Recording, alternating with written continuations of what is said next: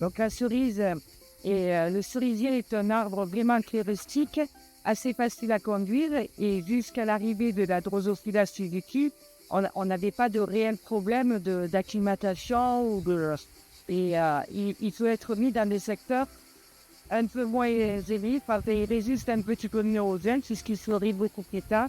Donc rappeler toute l'importance de la filière cerise sur notre département, qui fait partie de cette diversité et de tout son sens dans les exploitations agricoles diversifiées. Donc depuis l'arrêt du diméthoate et surtout l'arrivée de la Drosophila symétrique, on a essayé de développer au fur et à mesure des années des méthodes de lutte ou des méthodes de protection plutôt, parce qu'on s'aperçoit que les années de forte humidité et forte température, on n'arrive pas à contenir la Drosophila. Donc plusieurs moyens de lutte. La lutte chimique, effectivement, qui a vraiment des limites marquées quand même, et qui a une forte population. Et puis, il y a tout ce qui est prophylaxie. Donc, élimination des déchets de cueil, limitation de l'enherbement pour éviter l'humidité et la multiplication des drosophiles. On a maintenant des pièges décistrates pour vraiment essayer de piéger presque par le piégeage massif. Donc, qui attire la drosophile à l'intérieur et qui limite la population sur les parcelles.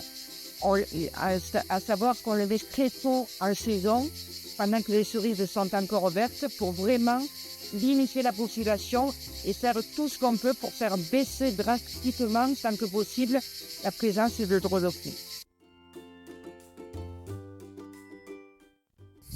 Donc, l'arrivée de Ganapsis, enfin la solution développée par l'INRAE, arrive comme une excellente nouvelle. Hein. On a beaucoup d'espoir dans ce lâcher d'insectes prédateurs de la Drosophila suzuki. On a l'expérience avec le châtaignier et le chourinu qui avait limité l'impact. Donc on a l'habitude, on connaît la façon de fonctionner. Donc pour nous, c'est vraiment une lueur d'espoir dans cette enquête qu'on vit pour la Drosophila suzuki, parce que je rappelle que les attaques peuvent être assez rapides. Des fois, en une nuit, on perd la quasi-totalité de la récolte. Et du coup, avec ces lâchers de Ganapsis qui sont faits en périphérie des cerisiers, dans des endroits où on sait que la drosophile va se réfugier à l'abri du vent et à l'abri de...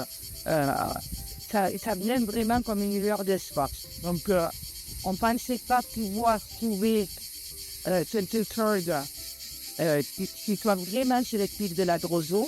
Mais grâce à l'acharnement des scientifiques, je rappelle l'importance de cette recherche d'un insecte vraiment prédateur de la drosophile et qui ne viendrait pas impacter les autres insectes. C'est vraiment un fort espoir pour nous aussi.